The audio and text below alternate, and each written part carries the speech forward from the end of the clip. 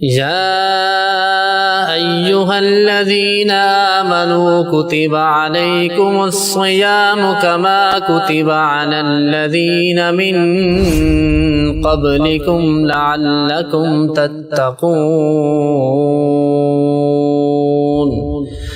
شهر رمضان الذي أنزل فيه القرآن هدى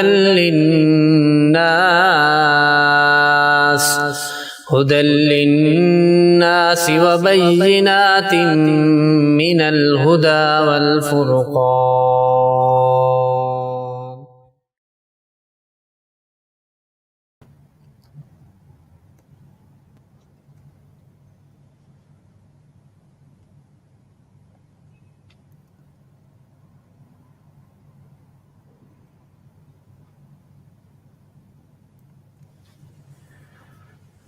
السلام علیکم ورحمۃ اللہ وبرکاتہ. امید ہے آپ سب لوگ انشاءاللہ خیر و عافیت سے ہوں گے. Welcome back to the series gems of قرآن رمضان اسپیشل. اللہ سبحانہ تعالیٰ ہم سب کا پھر سے ملنا قبول فرمائے. آج ہمارے اس سیریز کا ڈے 28 ہے. اللہ تعالیٰ کی توفیق سے ہم یہاں تک پہنچے. کل انشاءاللہ اس کا لاسٹ سیشن ہوگا ڈے 29.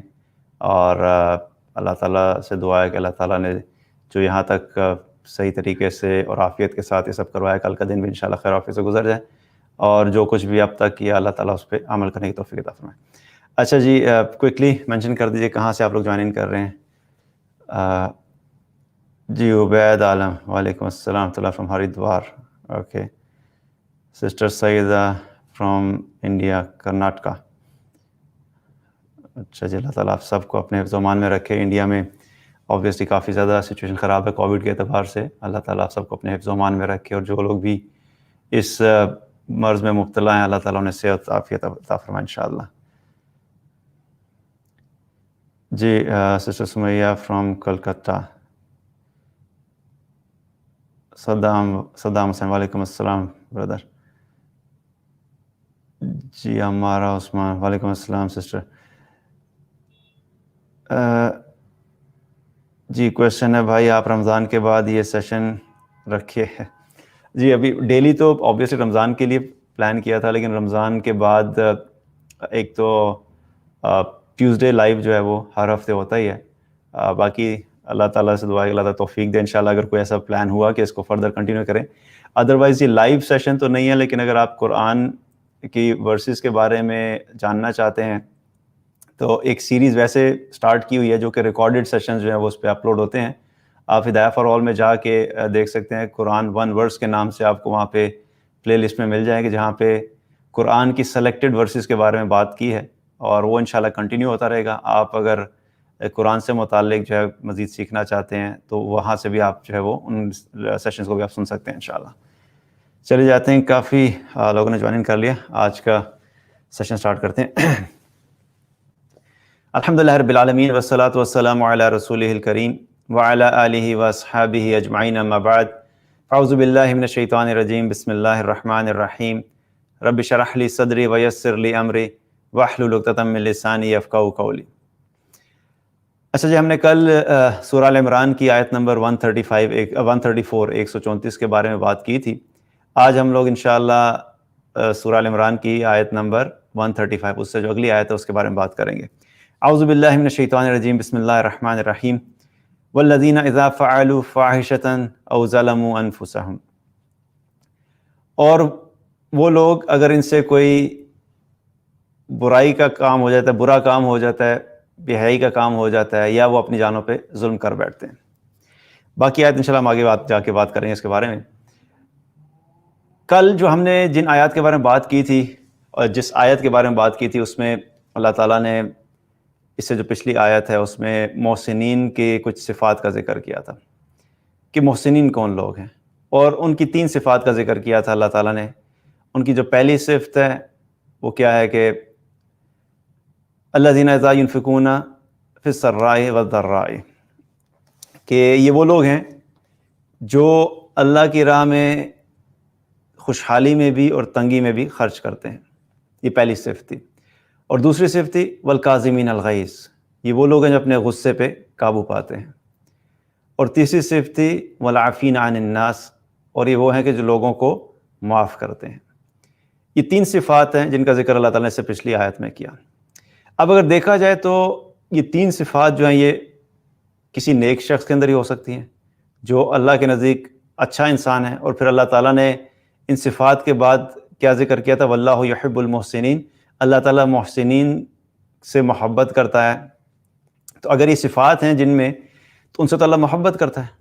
پھر اس کے بعد اللہ سبحانہ تعالیٰ اب اس آیت کے اندر کچھ ایسی چیزوں کا ذکر کر رہا ہے جو کہ ہمارے لیے ریالٹی چیک ہیں، اور ریالٹی چیک اس اعتبار سے ہے کہ انسان چاہے جتنا مرضی نیک ہو، انسان چاہے جتنا مرضی اللہ کا اطاعت گزار ہو، انسان چاہے اپنی ذات میں جتنا مرضی کوشش کرے کہ وہ سارے کرائٹیریاز کو پورا کرنا چاہتا ہے کہ جو اللہ سبحانہ تعالیٰ نے نیک اور صالحین لوگوں کے بتائے ہیں، ان سب کو پورا کرتا رہے گا، اور کوشش بھی ہم نے کرنی ہے، لیکن پھر بھی کبھی ایسا ہو سکتا ہے کہ وہ انسان ہونے کی حیثیت سے اس سے کہیں نہ کہیں غلطی ہو جائے، کہیں وہ سلپ ہو جائے، اور کہیں پہ وہ نافرمانی کی طرف چلا جائے، وقتی طور پہ جو ہے کسی وجہ سے کوئی ٹیمپٹیشن ایسی آئی تھی اس کو وہ ریزسٹ نہیں کر سکا، لائف کے اندر کوئی ایسی سچویشن تھی، ساری چیزیں بالکل ٹھیک چل رہی تھی لیکن کچھ چینجز آ گئیں، جاب چینج ہوئی، جاب چینج ہونے کی وجہ سے کسی اور انوائرمنٹ میں چلے گئے، اس انوائرمنٹ میں جا کے کچھ ایسی چیزوں کو فیس کرنا پڑ گیا جس سے وہ ریزسٹ نہیں کر سکا،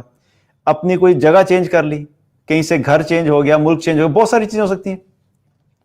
تو لائف میں جس طریقے سے ہماری زندگی دنیاوی اعتبار سے بالکل ایک جیسی نہیں رہتی، اسی طریقے سے ہمارے ایمان اور اعمال کے اعتبار سے بھی کئی دفعہ ایسا ہوتا ہے کہ انسان کی زندگی میں فلکچویشنز آ جاتی ہیں۔ اب کوشش تو ہماری یہی ہونی چاہیے کہ ہم نے ہر وقت، ہر حال میں، ہر صورت میں اللہ کی نافرمانی سے بچنا ہے۔ That is the default position. ایمان والے کے لیے اپنے ذہن میں اس کو یہ چیز رکھ کے زندگی گزارنی چاہیے کہ نہیں، میں کسی حال میں بھی اللہ کی نافرمانی نہیں کر سکتا اور نہ کروں گا۔ لیکن کبھی ایسا ہو گیا، اب یہاں پہ پھر اللہ تعالیٰ کیا فرما رہے ہیں کہ والذین اذا فعلوا فاحشۃ، اور اگر ان لوگوں سے کبھی کہیں پہ کوئی بے حیائی کا کام ہو جائے، کوئی برائی سرزد ہو جائے، یا پھر یہ اپنے اوپر ظلم کر بیٹھیں، 2 چیزوں کا ذکر کیا۔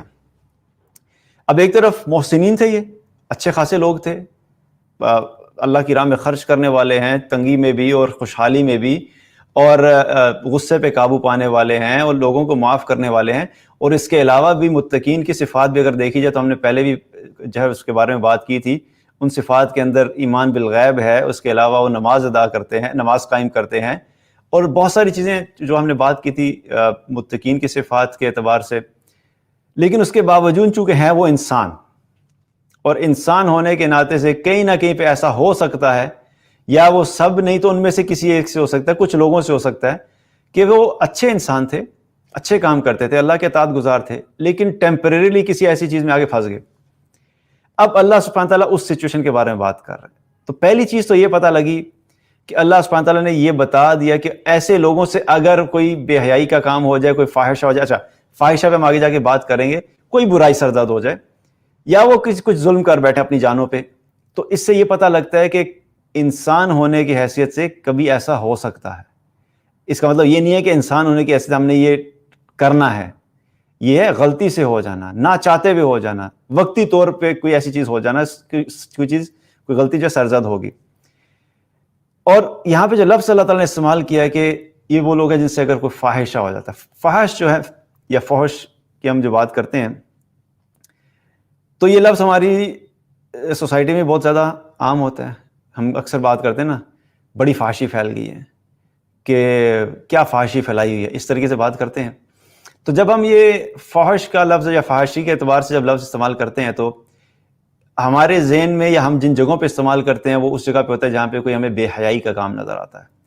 کسی نے جو لباس جو ہے وہ بالکل انڈیسنٹ سا پہنا ہوا ہے، غیر مناسب سا، کوئی خاتون ہے جس کا حلیہ ایسا ہے کہ جو بالکل ہی لباس جو ہے وہ نامناسب قسم کا ہے، اس کو دیکھے کیا کہتے ہیں، کیا بے حیائی پھیلی ہوئی ہے۔ کوئی ایسا ایڈ دیکھ لیا جس کے اندر نامناسب قسم کا کانٹینٹ ہے، اس کو ہم کہتے ہیں کیا فحاشی پھیلی ہوئی ہے۔ یا ہم یہ کہتے ہیں کہ معاشرے کے اندر جو ہے اس قسم کے گانے چل رہے ہیں جن کے اندر ڈریسنگ بڑی عجیب سی ہے، موویز ایسی آ رہی ہیں جہاں پہ ڈریسنگ عجیب سی ہو رہی ہے، یا حرکتیں عجیب و غریب سی ہو رہی ہیں جو موویز کے اندر اور ڈراماز کے اندر ہوتی ہیں۔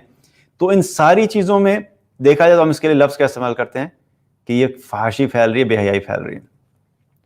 تو فحشا کا جو لفظ ہے اس کے اندر صرف بے حیائی نہیں ہے بلکہ اور بہت ساری بھی چیزیں. اہل علم نے اس کے اندر بہت ساری چیزوں کا ذکر کیا. اس کے بارے میں مختلف رائے ہیں، اور ایک رائے یہ بھی ہے کہ ہر برائی جس کا تعلق معاشرے کے ساتھ ہے، جس پہ معاشرے کے اوپر اثر پہنچتا ہے، اس میں وہ فحشا میں آتی ہے. لیکن اللہ تعالیٰ نے قرآن میں ایک جگہ پہ، ایٹ لیسٹ اس جگہ کے اوپر، تو باقی ہو سکتا ہے اور بھی جگہوں پہ اللہ تعالیٰ نے کہیں پہ ذکر کیا اس بارے میں، لیکن ایک جگہ پہ اللہ تعالیٰ نے فحشا کا اور برائی کا ذکر ساتھ ساتھ کیا ہے. تو دونوں جگہوں، دونوں الفاظ کو استعمال کیا، لیکن دونوں کو الگ الگ استعمال کیا.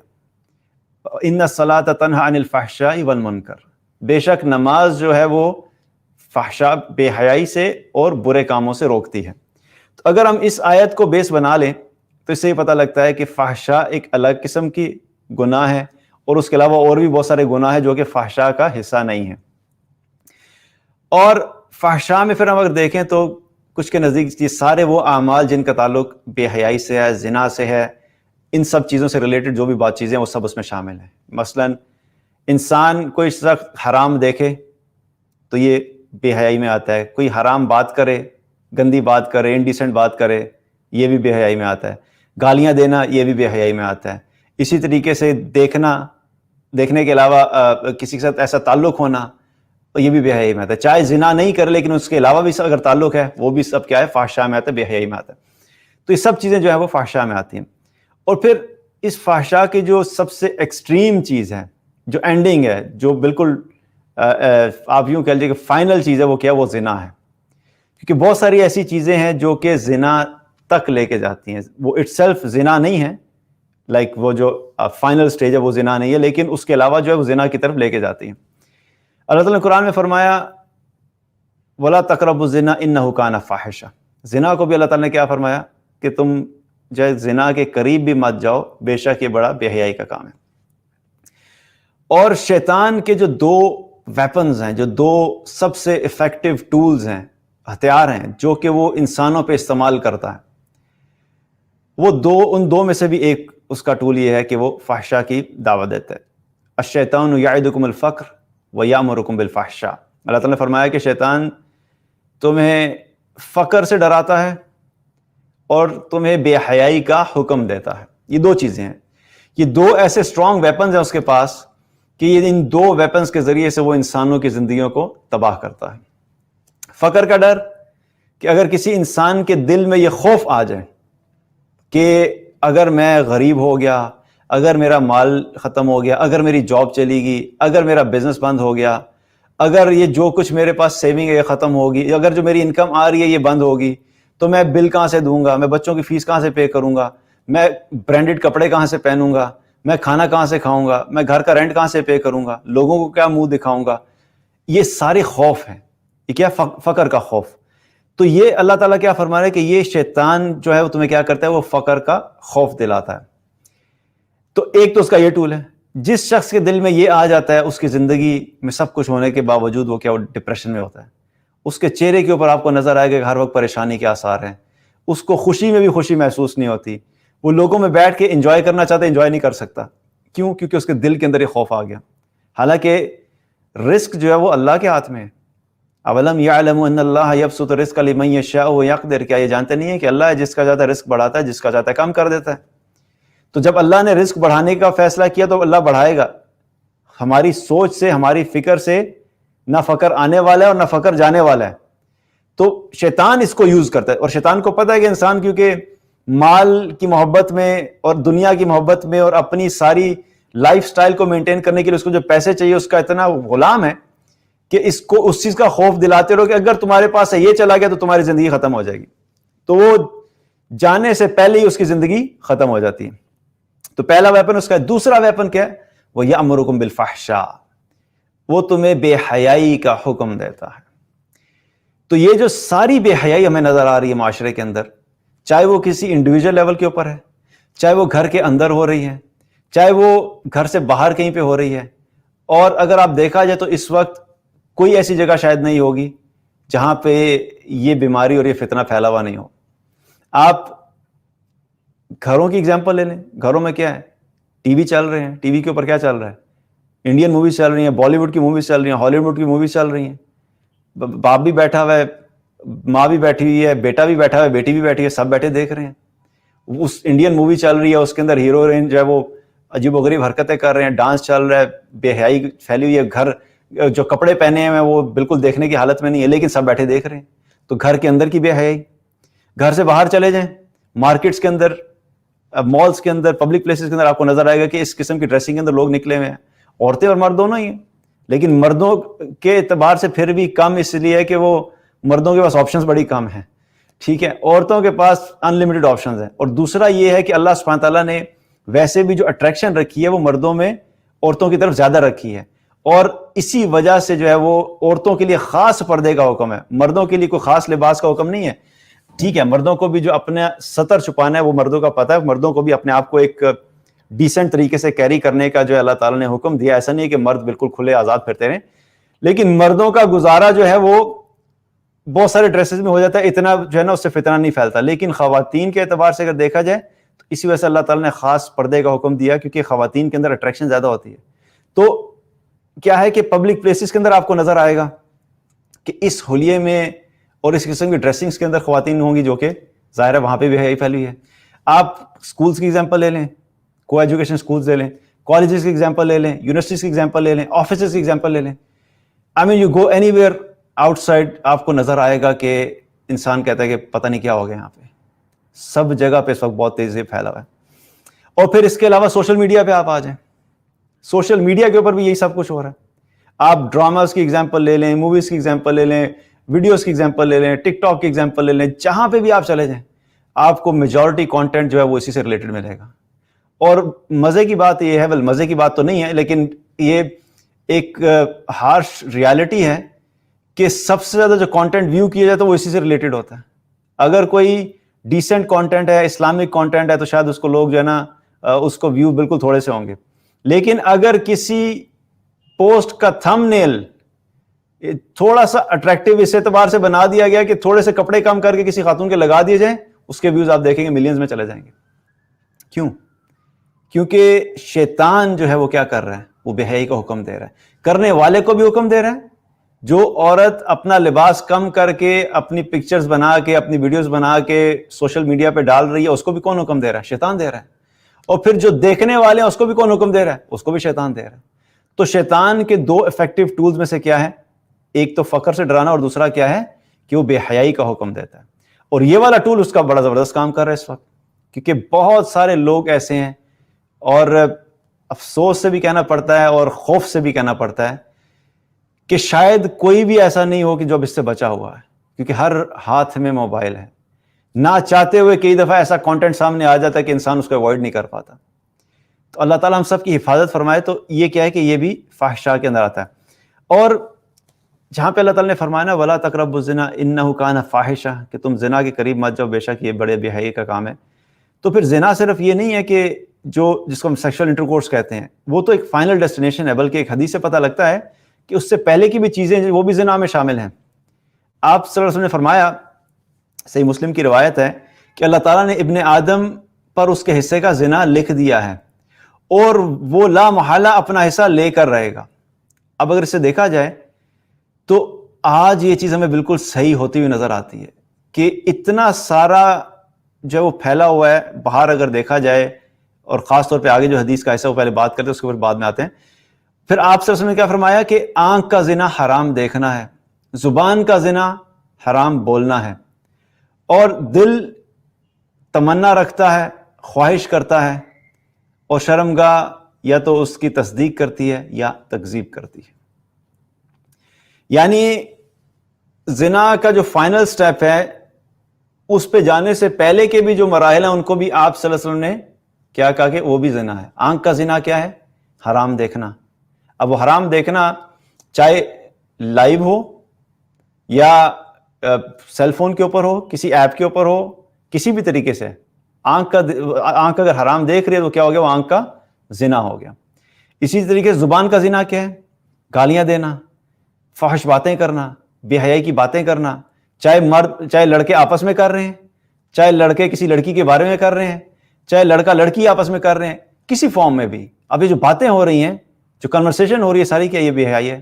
اور اس کو بھی آپ صلی اللہ علیہ وسلم نے کیا فرمایا, یہ زبان کا زنا ہے.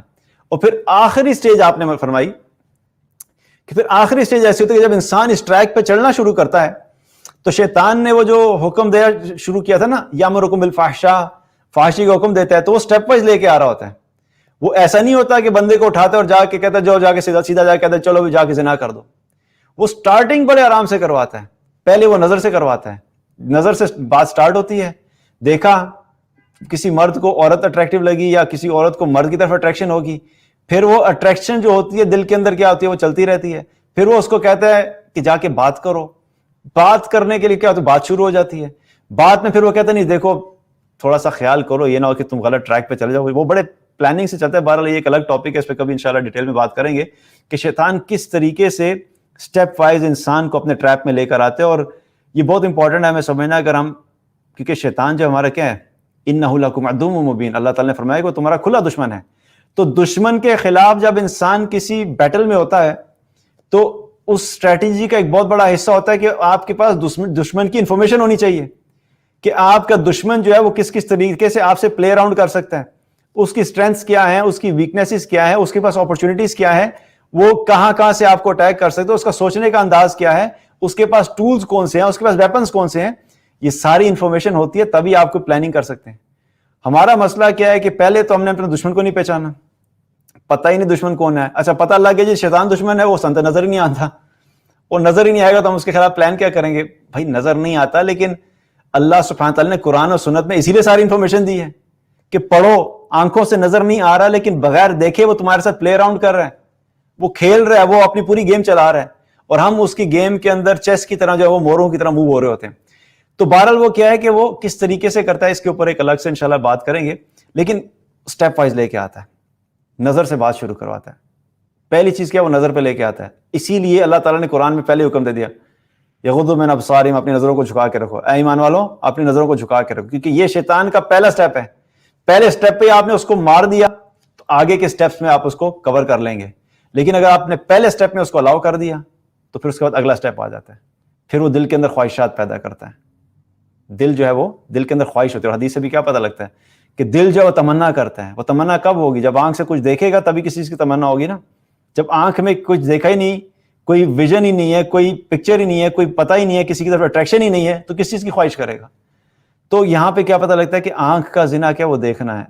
اور پھر الٹیمیٹلی کیا ہے کہ زبان کا زنا جو ہے وہ اس قسم کی بات کرنا. پھر یہ دوسرا سٹیپ ہوتا ہے کہ صرف دیکھنے پہ نہیں رہنا، بھی بات تو کر لو. صرف بات کرنے سے کیا فرق پڑتا ہے؟ ملنا نہیں نا، ٹھیک ہے ملنا مت، ملاقات مت کرنا، لیکن بات کرنے میں کیا حرج ہے؟ اتنی بھی کیا ریجڈنس، اتنی بھی کیا اسٹرکٹنس، دین اتنا بھی سخت نہیں ہے، تمہاری کلیگ ہی تو ہے، کیا فرق پڑتا ہے؟ وہ اس طریقے سے بات ہوتی ہے. اب وہ کیا بات چیت شروع ہوگی. پھر بات چیت کرتے کرتے پھر ایک سٹیج آتی ہے کہ بندہ کہتا ہے بات کرتے کرتے کب تک بات کرتا رہوں گا. پھر اگلی سٹیج آتی ہے، ملاقات والی چیز شروع ہو جاتی ہے. And then it goes on. اور پھر الٹیمیٹلی اگر انسان وہاں پہ نہیں رکے، پھر ایک سٹیج آتی ہے جہاں پہ انسان کو شیطان وہاں پہ لے جاتا ہے جہاں پہ پھر اس کا الٹیمیٹ فیصلہ ہوتا ہے کہ آپ کیا کرنا ہے. اور پھر کچھ لوگ کیا کرتے ہیں، وہ زنا کر دیتے ہیں، اور کچھ ہوتے ہیں جو وہاں سے واپس آ جاتے ہیں یا روک لیتے ہیں. تو الٹیمیٹلی آخری سٹیج جو زنا کی ہے وہ تو زنا ہے، اور حد اس کے اوپر ہے.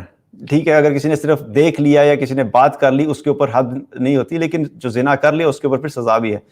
تو بہرحال مقصد بتانے کا کیا ہے کہ اللہ تعالیٰ یہاں پہ کیا فرما رہے ہیں کہ اب ایسے لوگ اگر ان سے کوئی بے حیائی کا کام ہو گیا، اگر ہو گیا، اب ایک بات اور بھی ہے کہ اس میں صرف یہ بے حیائی نہیں بلکہ اس میں اور بھی بہت ساری چیزیں آتی ہیں. غیبت جو ہے اس کو بھی فحشاء میں کنسیڈر کیا جاتا ہے، کیونکہ غیبت میں بھی کیا ہوتا ہے کہ انسان دوسرے کی کیا کرتا ہے، برائی کرتا ہے.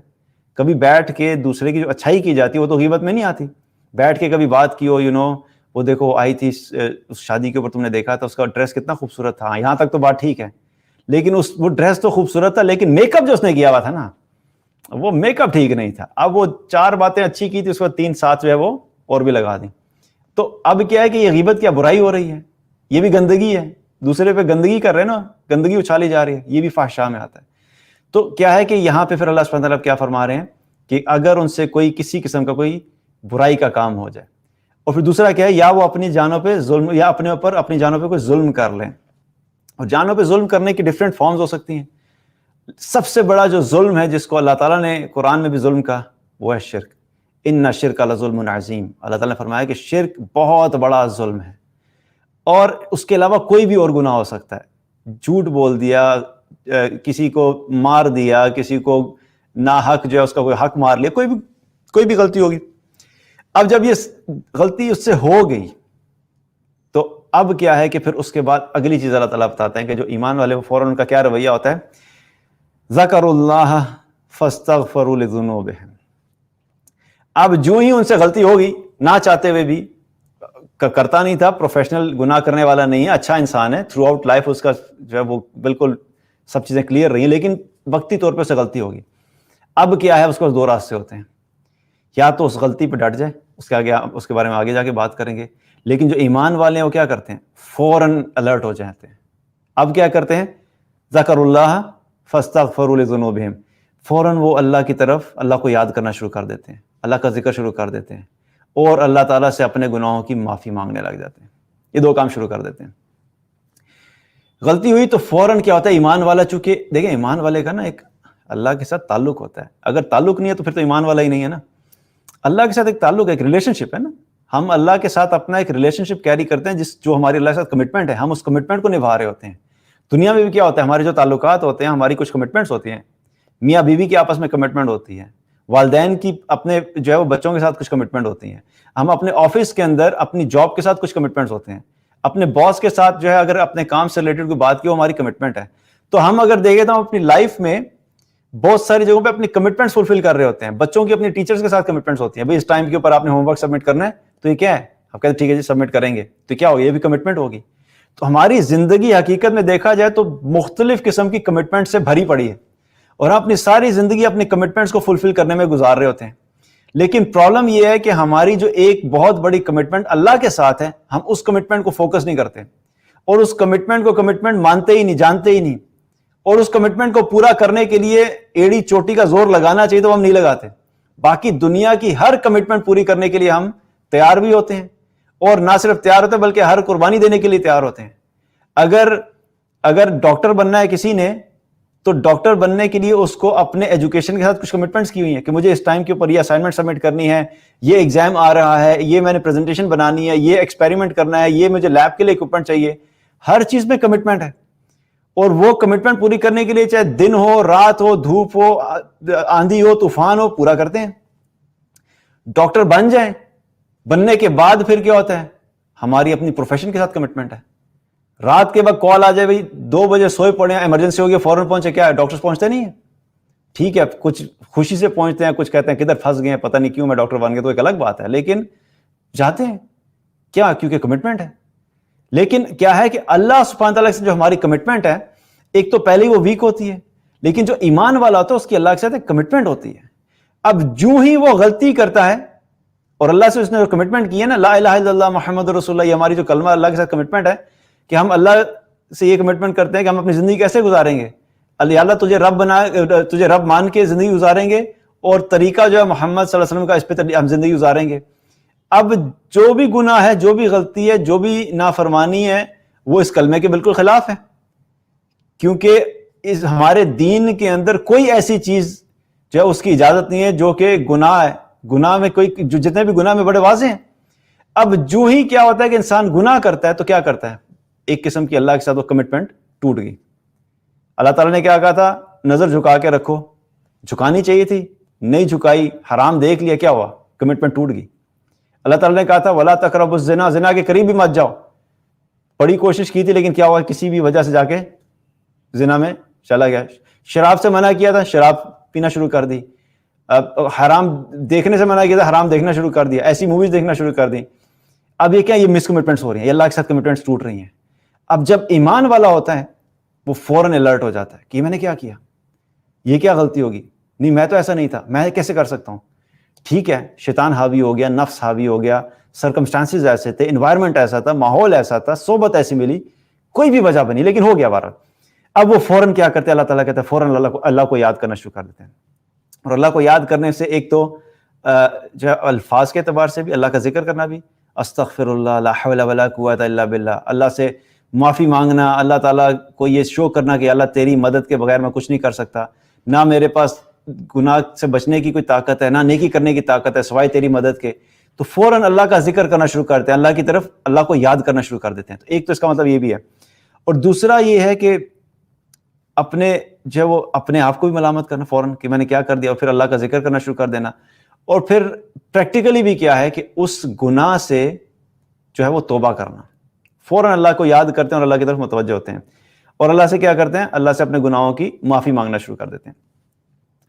توبہ کرنے کا مطلب کیا ہے؟ توبہ جو ہے وہ صرف زبان سے نہیں ہو سکتی. استغفار کرنا یہ بھی جو ہے توبہ کا حصہ ہے, لیکن صرف الفاظ ادا کرنے نہیں, بلکہ یہاں پہ بھی اللہ تعالیٰ نے کیا فرمایا کہ وہ استغفار بھی کرتے ہیں اور اپنے گناہوں کی توبہ بھی کرتے ہیں. گناہوں کی توبہ کا جو طریقہ ہے, کوئی بھی کبیرہ گناہ ہو گیا اگر وہ حقوق اللہ سے متعلق ہے, اس کا طریقہ بھی نبی صلی اللہ علیہ وسلم نے بتایا.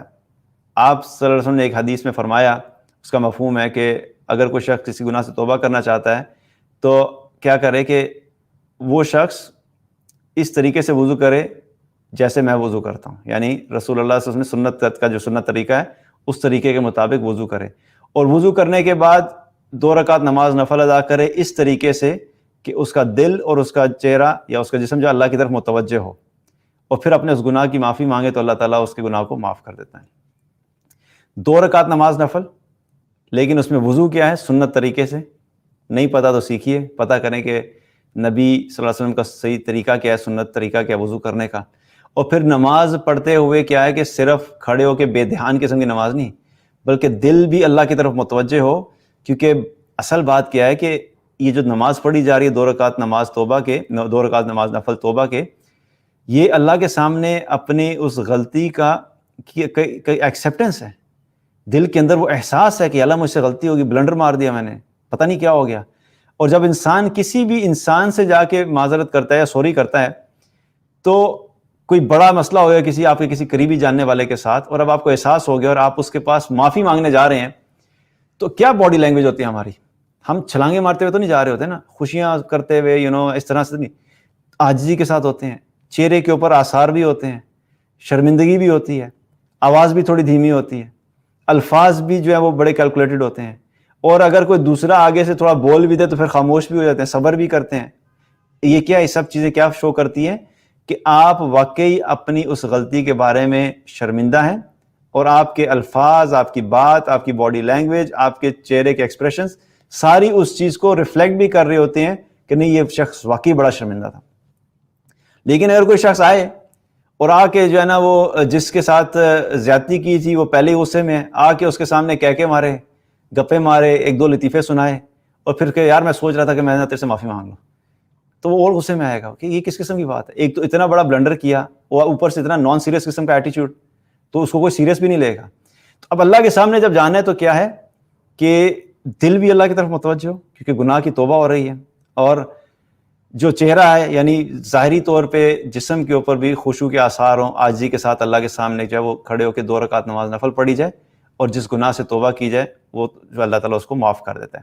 اور پھر توبہ کی شرائط میں سے یہ بھی ہے کہ جب انسان کسی گناہ کے لیے توبہ کرتا ہے تو سب سے پہلی چیز کیا ہے کہ اس کے دل میں شدید ندامت ہونی چاہیے.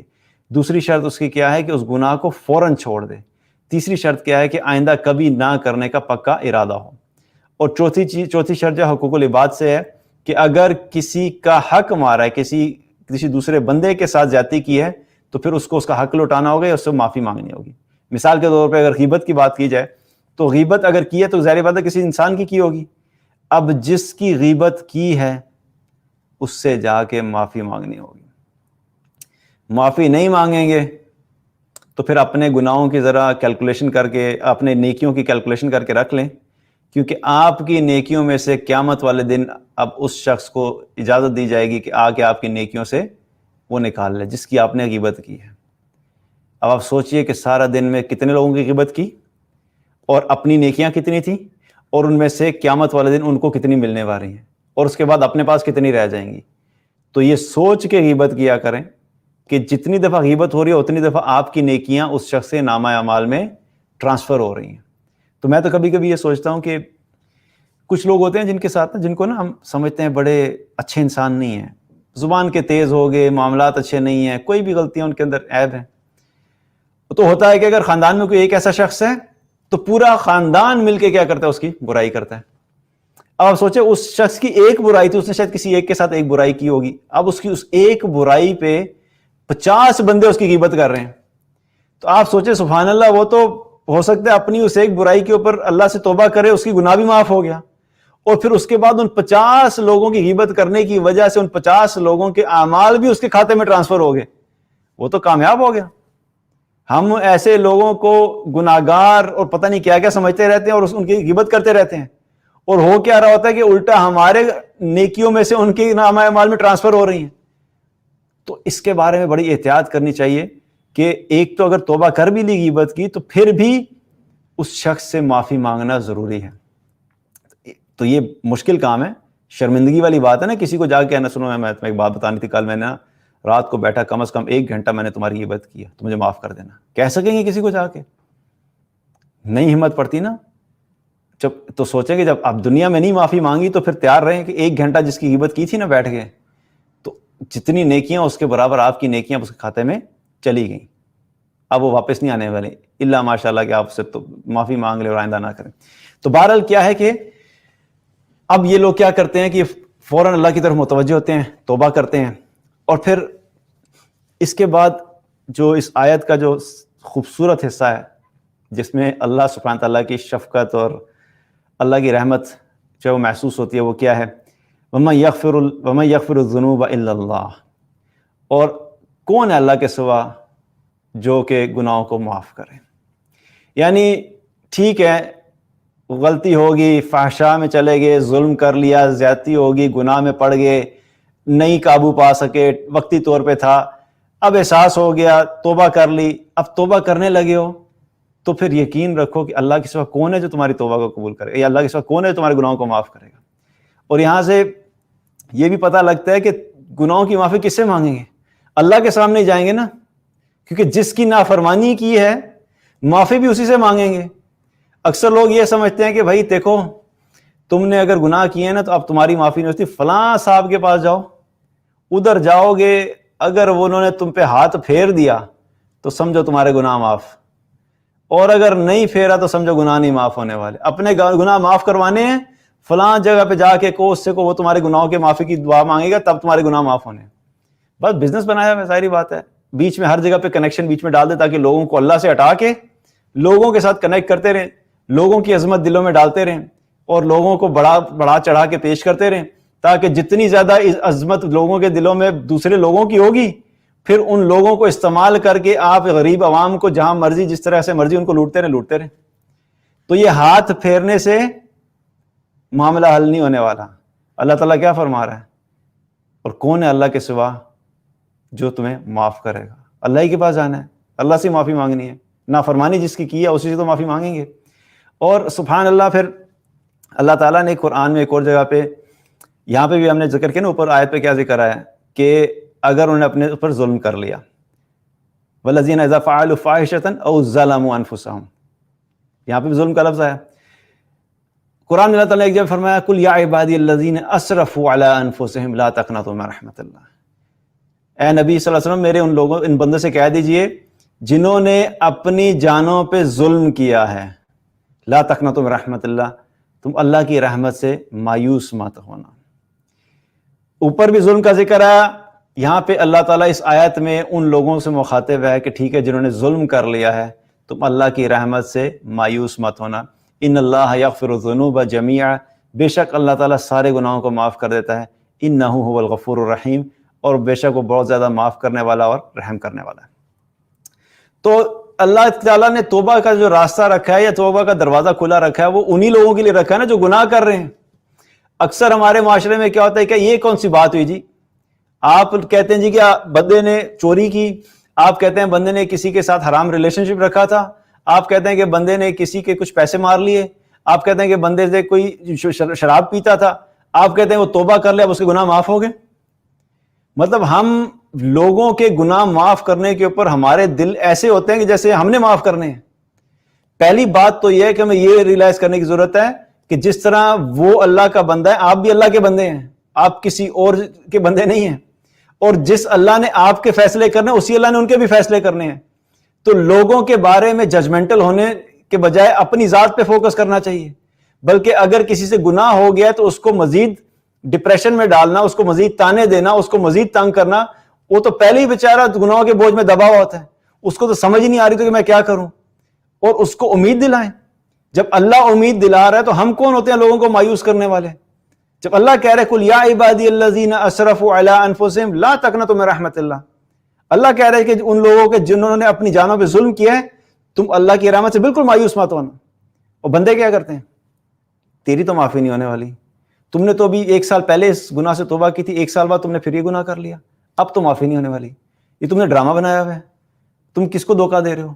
لوگوں کو مایوس کرتے رہتے ہیں، اپنے آپ کو ولی اللہ، اپنے آپ کو پاک پوتر، اپنے آپ کو سب سے بالکل جو ہے پاک صاف، ہم جیسا نیک صالح ہے کوئی نہیں، اور دوسرے سارے ہی گناہ گار نظر آ رہے ہوتے ہیں۔ تو لوگوں پہ ججمنٹل ہونے کے بجائے اپنی ذات پہ فوکس کرنا۔ جب اللہ کہہ رہا ہے کہ اپنے بندوں کو کہ جنہوں نے ظلم کیا تم اللہ کی رحمت سے مایوس نہ ہونا، تو ہماری بھی کیا ذمہ داری، ہمیں بھی یہی کہنا چاہیے۔ اللہ کہہ رہا ہے مایوس نہیں ہونا تو نہیں ہونا، توبہ کرو، اللہ سارے گناہ معاف کر دے گا۔ اور پھر گناہ کے اعتبار سے اور معافی کے اعتبار سے اللہ سبحانہ تعالیٰ نے رحمت کے دروازے کھلے رکھے ہوئے ہیں، گناہ گاروں کے لیے کھلے رکھے ہوئے ہیں، ایمان والوں کے لیے بھی کھلے ہوئے ہیں، محسنین کے لیے بھی کھلے ہوئے ہیں، متقین کے لیے بھی کھلے ہوئے ہیں۔ ان کے درجات الگ ہیں، لیکن اللہ تعالیٰ نے اپنے گناہ گار بندوں کو چھوڑ نہیں دیا، یا بھول نہیں گیا، یا ان کے لیے جو ہے وہ دروازے بند نہیں کر دیے، یا ان کے لیے کوئی ایج لمٹ نہیں لگائی کہ اس ایج تک اگر تم نیک صالح بن گئے تو ٹھیک ہے، 40 سال کی عمر کے بعد اگر تم نیک متقی بننے کی کوشش کرو گے تو اب تم لیٹ ہو گئے، تمہارا ایڈمیشن نہیں ہو سکتا۔ ایسا نہیں ہے۔ جس وقت اپنی زندگی میں تمہیں احساس ہو گیا کہ اب میں نے ایک نئی زندگی شروع کرنی ہے، پچھلے سارے گناہ جتنے تم نے کیے ہیں سچی توبہ کرو، اللہ تعالیٰ سارے گناہوں کو معاف کر دے گا۔ اور شیطان کا بیسیکلی ٹارگٹ کیا تھا؟ جو اصل گیم شروع ہوئی وہ یہیں سے تو شروع ہوئی تھی کہ شیطان نے کہا تھا کہ میں گمراہ کروں گا۔ حدیث میں آتا ہے، آپ صلی اللہ علیہ وسلم نے فرمایا کہ ابلیس نے اللہ تعالیٰ سے کیا فرمایا، ابلیس نے اللہ تعالیٰ سے کیا کہ اے اللہ مجھے تیری عزت و تیری جلال کی قسم، یا اللہ مجھے تیری عزت اور تیری جلال کی قسم، جب تک بنی آدم زندہ ہے میں ان کو گمراہ کرتا رہوں گا۔ اور اللہ تعالیٰ نے اس کو کیا جواب دیا تھا؟ مجھے میری عزت اور میرے جلال کی قسم، جب تک میرے بندے میرے پاس آ کے مجھ سے معافی مانگتے رہیں گے میں بھی انہیں معاف کرتا رہوں گا۔ اللہ تعالیٰ نے تو نہیں کہا کہ نہیں جو فحشاء میں پڑ جائے گا یا یہ کرے گا اس کو معاف نہیں کروں گا۔ شرک کے معاملے میں بھی اللہ نے کہا شرک بھی اللہ معاف کر دے گا، لیکن دنیا میں معاف کرے گا، آخرت میں معاف نہیں کرے گا۔ شرک کے بارے میں جو ہے آخرت میں اور بہت سارے گناہ ہیں جو اللہ چاہے گا تو معاف کر دے گا، گارنٹی نہیں ہے، لیکن اللہ تعالیٰ نے کہا کہ اگر میں چاہوں گا تو معاف کر دوں گا، جن کا تعلق حقوق اللہ سے ہے۔ لیکن شرک کرتے ہوئے دنیا سے چلے گئے تو آخرت میں شرک کی معافی نہیں ہے۔ دنیا میں اگر شرک کی معافی مانگ لی، توبہ کر لی، تو دنیا میں اللہ شرک کو بھی معاف کر دے گا۔ تو اللہ تعالیٰ کیا کہہ رہے کہ میرے بندے اگر مجھ سے آ کے معافی مانگتے رہیں گے تو میں بھی ان کو معاف کرتا رہوں گا۔ تو معافی کون مانگے گا؟ جو گناہ گار ہے، جس نے نماز پڑھی ہے، وہ نماز پڑھنے کے بعد کیا معافی مانگے گا اللہ سے؟ کہ اللہ میں نے نماز پڑھی ہے؟ معافی مانگتا ہی وہی ہے جو گناہ گار ہے۔ اسی طریقے سے اللہ تعالیٰ، ایک حدیث میں آتا ہے کہ اللہ تعالیٰ دن کو اپنے ہاتھ پھیلاتا ہے اور کہتا ہے کہ میرے وہ بندے جنہوں نے رات کو گناہ کیا وہ آ کے توبہ کریں، اور اللہ ان کی توبہ قبول کرتا ہے۔ اور پھر اللہ تعالیٰ رات کو ہاتھ پھیلاتا ہے کہ میرے وہ بندے جنہوں نے دن میں گناہ کیا آ کے معافی مانگے، اللہ ان کو معاف کرتا ہے۔ تو اللہ سبحانہ تعالیٰ دن اور رات دونوں وقت میں معاف کرنے کے لیے تیار ہے۔ اور اسی طریقے سے ایک اور حدیث میں آتا ہے کہ جو گناہ گار ہیں، مختلف قسم کے گناہ گار ہیں، یہاں پہ اللہ تعالیٰ ان گناہ گاروں کی بات کر رہے جو گناہ کرنے کے بعد توبہ کر لیتے ہیں، اور اصل میں یہ گناہ گار ہیں جو ہیں تو گناہ گار، ہیں تو خطا کار، لیکن اللہ کو بڑے محبوب ہیں۔ حدیث میں آتا ہے نبی صلی اللہ علیہ وسلم نے کیا فرمایا، کل بنی آدم خطاؤن وخیر الخطائین التوابون، سارے کے سارے جو ہے بنی آدم جو ہے وہ خطا کار ہیں، لیکن بہترین خطا کار وہ ہیں جو توبہ کرنے والے ہیں۔ خطا تو سب سے ہوگی، کسی سے کوئی ایک ہوگی، کسی سے کوئی دوسری ہوگی، لیکن بہترین خطا کار وہ ہے کہ جو فوراً اللہ کے سامنے توبہ کرتا ہے، اپنے اس گناہ کا احساس ہو جاتا ہے اور اللہ کے سامنے کیا ہے معافی مانگتا ہے۔ اور اسی طریقے سے ایک اور حدیث میں آپ صلی اللہ علیہ وسلم نے کیا فرمایا کہ اگر تم لوگ گناہ نہ کرو تو اللہ تعالیٰ تمہاری جگہ پہ ایسی قوم پیدا کرے گا جو گناہ کرے گی اور اللہ سے معافی مانگے گی اور اللہ ان کو معاف کرے گا، کیونکہ اللہ کو توبہ بڑی پسند ہے۔ توبہ حقیقت میں کیا؟ اللہ کے سامنے عاجزی ہے، انکساری ہے، اللہ کو اپنا رب ماننا، اللہ کو اپنا خالق ماننا، اللہ کو یہ شو کرنا کہ عالم تیرے بندے ہیں اور تیرے بندے ہونے کی حیثیت سے ہم سے غلطی ہوئی ہے، we're sorry for that۔ I really apologize for that. دنیا میں بھی کیا ہوتا ہے, معافی مانگے تو اچھا لگتا ہے نا, جس سے معافی مانگی جائے وہ مانتا ہے اچھا ٹھیک ہے چلو, اور معافی مانگنے والا بھی عزت تو بڑھتی ہے اس سے. معافی مانگنے سے کیا ہے, عزت کم نہیں ہوتی, عزت بڑھتی ہے, حدیث سے پتہ لگتا ہے. اور ویسے بھی جو توبہ کرنے والے ہیں ان کے بارے میں اللہ تعالیٰ نے قرآن میں فرمایا ان اللہ یحب التوابین ویحب المتطہرین, اللہ تعالیٰ توبہ کرنے والوں کو پسند کرتا ہے, ان سے محبت کرتا ہے. اور پھر اگین توبہ کون کر رہا ہے, جو گناہوں سے توبہ کرے گا. گناہوں سے توبہ کرنے کی وجہ سے اللہ کی محبت بھی مل رہی ہے. تو کیا ہے کہ یہاں سے یہ پتہ لگتا ہے کہ ایک تو جو محسنین ہیں ان سے بھی کبھی کہیں نہ کہیں پہ غلطی ہو سکتی ہے, لیکن اس کا فوراً ریئیکشن کیا ہونا چاہیے کہ اللہ کو یاد کرنا شروع کر دیں اور توبہ کریں. اس کے بعد پھر اللہ تعالیٰ کیا فرما رہے ہیں, وَلَمْ يُصِرُّوا عَلَى مَا فَعَلُوا وَهُمْ يَعْلَمُونَ, اور وہ دیدہ دانستہ طور پہ اپنے کیے پر اصرار نہیں کرتے, جانتے ہوئے بھی اپنے کیے پر اصرار نہیں کرتے. یعنی غلطی ہوگی لیکن اب اس غلطی پہ ڈٹ نہیں گئے. اور یہ چیز, یہ کیا ایٹیٹیوڈ کس کا, شیطان کا تھا. غلطی شیطان سے ہوئی تھی, غلطی آدم علیہ السلام سے بھی ہوئی تھی.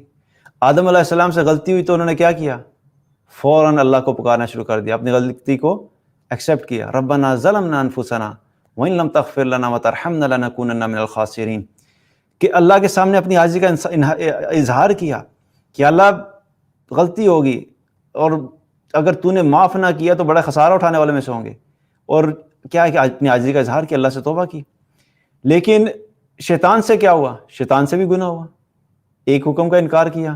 لیکن اس نے پھر کیا کیا, جب اللہ تعالیٰ نے اس کو ریئلائز کرایا تو اس نے کیا کیا, ابا واستکبر وکان من الکافرین, اس نے ایک تو انکار کیا, اوپر سے تکبر کیا, اور بے شک وہ کافروں میں سے تھا.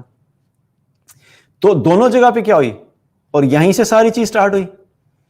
آدم علیہ السلام سے غلطی ہوئی تو اللہ تعالیٰ نے ہمیں راستہ دکھا دیا کہ دیکھو ہم کون ہیں, ہم بھی تو بنی آدم ہیں. تو ہمیں راستہ اللہ نے یہ دکھایا کہ جو تمہارا ہے راستہ ہے, تمہارے جو والد ہیں, تمہارے جو باپ ہیں, ان کا راستہ ہی ہے. غلطی ہوئی تو فوراً توبہ کرو. اور دوسرا شیطان کا راستہ ہے, اور جو توبہ نہیں کرو وہ کس کے راستے پہ چل رہا ہے, شیطان کے راستے پہ, کیونکہ شیطان کا جو ہے یہ ایٹیٹیوڈ ہے کہ توبہ نہ کرنا. تو یہاں پہ اللہ تعالیٰ کیا فرما رہے ہیں کہ پھر یہ وہ لوگ ہیں جو اپنے گناہ پہ اصرار نہیں کرتے. غلطی ہو گئی, پہلی چیز اس گناہ کو گناہ مانو. بہت سے لوگ یہ مسٹیک کرتے ہیں کہ ایک تو وہ گناہ کرتے ہیں, اوپر سے اس گناہ کو گناہ مانتے نہیں ہیں. شراب کدھر لکھا ہے جی, کہاں لکھا ہے قرآن میں کہ شراب حرام ہے, انا للہ و انا الیہ راجعون. ارے بھائی آپ شراب پی رہے ہیں, شراب پی کے ٹن پھرتے ہیں, ٹن ہونے کے بعد آپ کو یہ احساس نہیں ہوتا کہ آپ کے سامنے ماں ہے, بہن ہے, بیٹی ہے, کس کی اپنی ہے کہ کسی کی ہے. بیکاز جو شراب پیتے ہیں ان کو پتا ہوگا کہ جب دماغ کو چڑھتی ہے تو پھر یہ نہیں پتا لگتا کہ وہ کدھر کھڑا ہوا ہے, گھر میں ہوں, باہر ہوں, سامنے کون ہے, کیا بات کروں, کیا اول فول بات کروں. بعد میں لوگ بتاتے ہیں اس کو کہ تو نے یہ کہا تھا, یہ کہا تھا, یہ کہا تھا. وہ کہتا ہے اچھا مجھے تو پتہ ہی نہیں لگا. نہیں یار ایسی واقعی, اب تو خیر کیمراز ہیں, موبائل فونز ہیں, بندہ ریکارڈ کر کے بھی سنا سکتا ہے کیا بکواس کر رہا تھا پینے کے بعد جب ٹون ہو گیا. لیکن مقصد بتانے کا کیا ہے کہ اتنا بڑا گناہ اور اتنا اس کی خرافات دیکھنے کے باوجود بھی کہتے ہیں شراب کیسے حرام ہے جی, کدھر لکھا ہے شراب حرام ہے. میوزک کا کدھر لکھا ہے اللہ نے میوزک کو حرام کیا ہے. پردہ کرنا ٹھیک ہے, پردہ ایک اچھی بات ہے, it's a good to do thing, لیکن نہ کیا تو کیا فرق پڑتا ہے, کون سا یہ گناہ ہو گیا. سبحان اللہ, قرآن کے اندر اور احادیث کے اندر جن چیزوں کی اتنی واضح چیزوں پہ ممانعت آئی ہے اور کر نہیں پا رہے, تو اس پہ جو ہے وہ ایک تو فکر ہونی چاہیے, خوف ہونا چاہیے کہ یا اللہ مجھ سے نہیں ہو رہا. شراب پینے کی عادت پڑ گئی ہے اور چھوٹ نہیں رہی تو اللہ سے دعا کریں یا اللہ مجھے اس حرام سے نکال دیں, بجائے اس کے کہ اپنے اس عمل کو جسٹیفائی کرنے کے لیے اللہ کے حکم کو ہی چیلنج کر دیں. پردہ نہیں ہو رہا تو اللہ سے دعا کریں یا اللہ میں پردہ کرنا چاہتی ہوں, مجھے پتہ ہے آپ کا حکم ہے لیکن میں نہیں کر پا رہی, میری اپنے ایمان کی کمزوری ہے, میرے اوپر معاشرے کا پریشر ہے, میرے اوپر گھر کا پریشر ہے, میرے اوپر میری جاب کا پریشر ہے, میرے پیئرز کا پریشر ہے, کوئی بھی پریشر ہو سکتا ہے. انسان ہے, کمزور ہے, نہیں ہو رہا عمل, اللہ سے دعا کریں اللہ تعالیٰ آپ کو اسٹرینتھ دے, توفیق دے, ہمت دے کہ آپ اللہ کی اطاعت کر سکیں, بجائے اس کے کہ اللہ کی اطاعت کریں الٹا اللہ کے احکامات کو چیلنج کرنا شروع کر دینا. یہ تو بڑی خوفناک بات ہے. مطلب یہ تو ٹپیکل شیطانی رویہ ہے. شیطان نے بھی تو چیلنج ہی کیا تھا نا, کیا کیا تھا, یہ تو میں بات کر رہا ہوں پہلے, شیطان نے چیلنج کیا تھا اپنی غلطی ماننے کے بجائے اللہ تعالیٰ کو یہ جو بولنے لگ گیا کہ نہیں بھی میں بہتر ہوں. معاذ اللہ, اللہ کو بتا رہا ہے کہ اللہ کو جس طرح نہیں پتا تھا کہ جو شیطان بہتر ہے آدم علیہ السلام بہتر ہے. اسی طرح احکامات کا معاملہ ہے کہ اللہ کو نہیں پتا تھا کہ پردہ کرنا ہے کہ نہیں کرنا. اللہ کو نہیں پتا تھا کہ شراب حلال کرنی ہے کہ حرام کرنی ہے. اللہ کو نہیں پتا تھا کہ موسیقی حلال کرنی ہے کہ حرام کرنی ہے. اور بہت ساری اور چیزیں ہیں جن کے اوپر اکثر لوگ باتیں کرتے ہیں. تو بات مقصد بتانے کا کیا ہے کہ گناہ پہ اصرار نہیں کرتے. تو پہلی چیز اصرار نہ کرنے میں ہے کہ پہلی چیز ہے کہ گناہ کو گناہ مانے کہ نہیں یہ واقعی یہ نافرمانی ہے. دوسری چیز کیا ہے کہ جب مان لیا تو اب اس کو چھوڑیں بھی.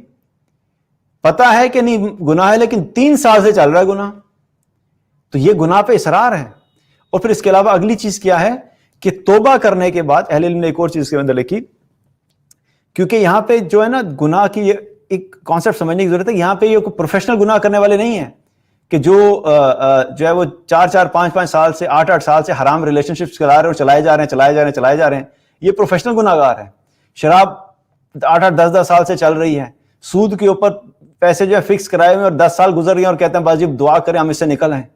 یہ کوئی نکلنے کا راستہ نہیں ہے کہ آپ 8 10 سال اور کئی سال آپ گناہ میں پڑے ہوئے اور آپ کہتے ہیں جی بس ہم سے نہیں نکلا جا رہا. یہ وہ لوگ ہیں اللہ تعالیٰ یہاں پہ جن کا ذکر کر رہا ہے, یہ پروفیشنل گناہ گار نہیں ہیں, یہ ہیبیچول نہیں ہیں.